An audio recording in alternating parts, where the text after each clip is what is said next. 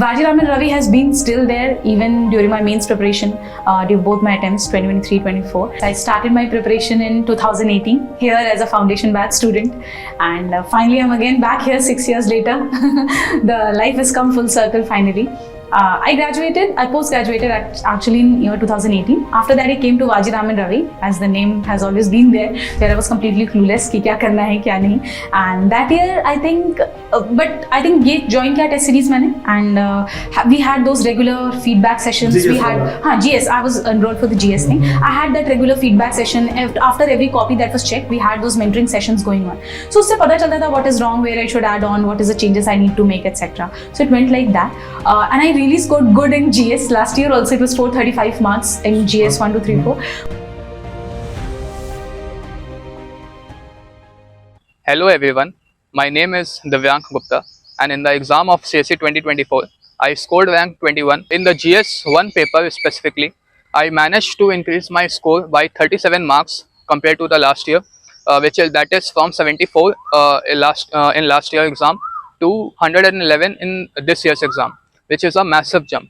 So in this video, I will be talking that what I did, what more I read, and how I changed my answer writing style, which helped me achieve this feat. So beginning with, I will be breaking the GS1 paper into multiple parts, subject wise.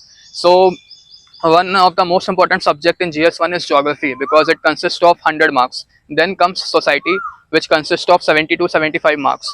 Then we will talk about art and culture, modern history, and then world history in the last. So beginning with geography, one of the thing which helped me was to read PMF IAS material for geography part. So that content is very detailed, and it actually helps you in ensuring that all the PYQs which have come up in the past, you are able to solve that. Apart from that, there are some good diagrams in the PMF IAS which you can inculcate in your notes, and you can make them when you are trying to write any answer. Apart from that, in geography, one thing which helps a lot is to ensure that you are solving PYQs. So in geography, a lot of question gets repeated. So if you are able to come up with some framework for questions, for example, when it comes to environmental geography part, in which questions like questions are asked that what are the causes of degradation in water ecosystem, or in desert ecosystem or land ecosystem. So when such questions are asked, I had a framework built for me. So that framework was B, C, D, E, F, G, H, I, where B stands for biodiversity, C stands for conflict which are happening due to that degradation in the biosphere, in any ecosystem. Then for D, it was disasters which are happening because of it. E was ecosystem services which are getting impacted, for example, recreational activities or protecting services which any ecosystem provides to us. Then it was F stands for food security, which gets impacted. For example, if the sea level will rise, the fish, the reproduction level of fish will be impacted, and that will impact the nutritional value of nutritional content of all the people depending on the seafood. Then from after F, we get at G. G stands for the gender inequality which happens. For example, I had this beautiful example that when Cyclone Fani struck in the eastern coast of India, girls were actually they could not access the sanitary pads, and that is why they had to tear their own sarees and they had to tie it for menstrual purpose. So this is an example that how the gender inequality widens because of the ecosystem damage which is happening. Then H was the health which is happening, because in many ways new viruses will come up. So for example, if permafrost is melt, then the new viruses can emerge from it, like anthrax or any other thing which can impact us in the long term. So this stands for H. Then I stands for inequality, which will be widened between children and the adults, between different regions across the world, like the north and south divide will widen. So this is how I used to write my answers in this way, and I was able to not only think broadly, but also I was able to write it in a less amount of time in the actual paper.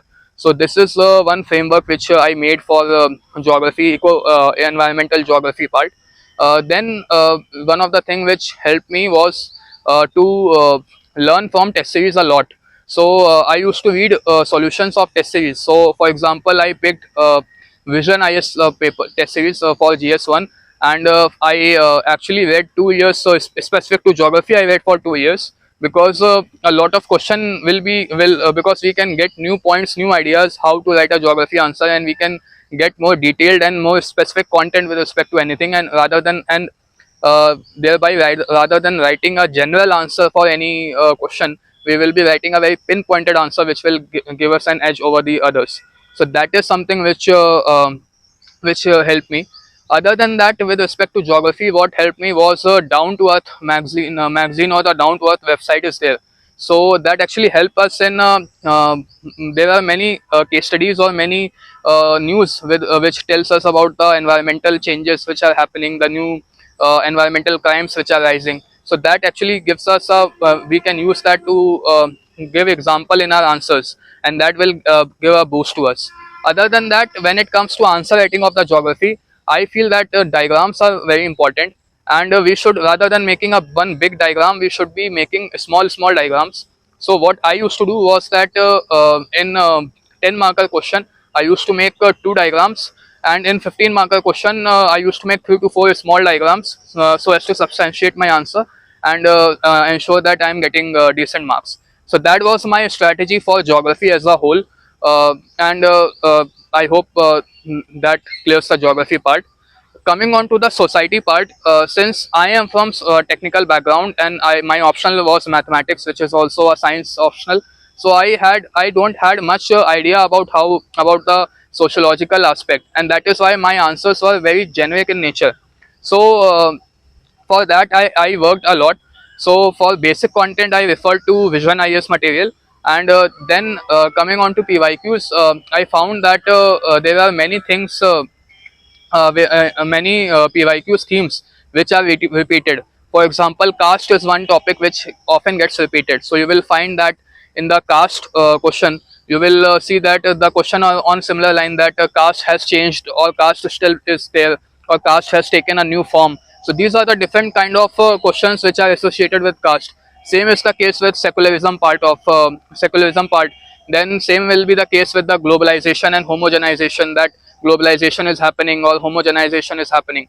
So you can see that this is how actually things unfold in PYQ. So you will be able to arrive at a particular theme.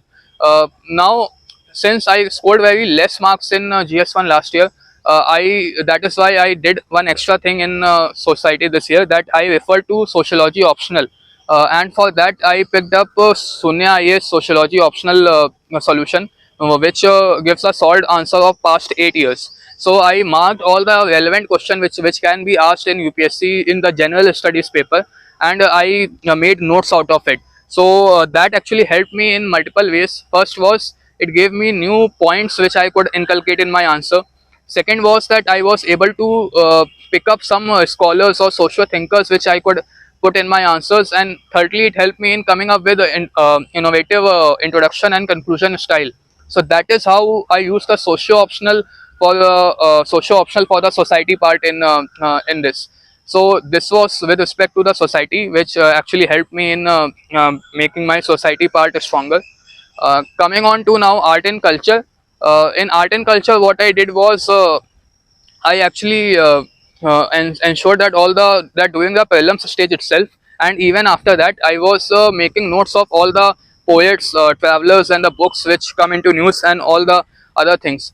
So, like in any answer, you can quote that when Wayne Sang said this thing, or when that Fahen said this thing. So that actually adds a lot of weightage in your answer when you say that this traveler wrote in his book this thing. He or she might not have specifically said that thing, but you just mentioning it there actually increases the gravity of your answer, that you are not only able to recall that traveler in your answer, but also you are able to bring some innovative thing which others might be missing out. So that is one thing which helped me. Apart from that, in art and culture also, if you analyze the themes, PYQ themes, you will find that you can questions are on the similar line, that what was the socio-economic life of that time, that the Pallava art and architecture reflects the life of that time. So these type of question will come. So for that, I actually made another framework for art and culture specific, which I actually break down into the pestle approach. So for the political part, I was focusing on what was the political system, that whether it was highly centralized or it was highly decentralized, what was the how strong the king was, and in the administrative aspect, we can talk about the bureaucracy, how important the role of bureaucracy was, how the state or how the whole kingdom was divided into multiple provinces, and then it went down till the villages level, the gram level. So that is that is how the political aspect can be handled. Then in economic aspect, you can talk about whether it was agricultural driven or it was industry driven. Obviously, will be agricultural driven. Then you can talk about the trade aspect, that the trade was booming or it was low, or on which in which items we were exporting and in which items we were importing. So that was with respect to the economic aspect.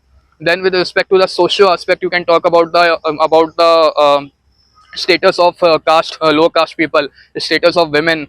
So that can actually help us. Then with respect to the with respect to the science and tech aspect, you can talk about the booming industries which were happening, that metal crafting was happening or boat making was happening. So that will give you an idea that okay, that this aspect can also be written, which will give you an edge. So this is how you can break answer, and you can make your answer in a very structured way, and you won't be taking a lot of time to think at that time, and you can write a very good answer in art and culture.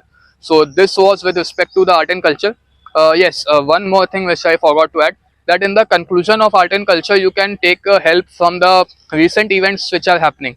For example, if a question on Chola Empire comes, you can talk in conclusion that the recent Sengol, which was prevented, which was given, which was there was transaction of Sengol during the new parliament building. So you can actually use that in your conclusion, that the importance of Chola is still seen when the Sengol was handed over to the PM or the president. So that is how you can use it. Similarly, another thing is that the Anubhav Mantappa which we brought, you can bring in that, and you can say that the vast culture and heritage of India is reflected in the recent times when the new building like Anubhav Mantappa is coming up, or the new parliament building which encompasses the importance of the past ancient architecture of India. So that is how you can get an advantage over others who by linking it with the present events which are happening.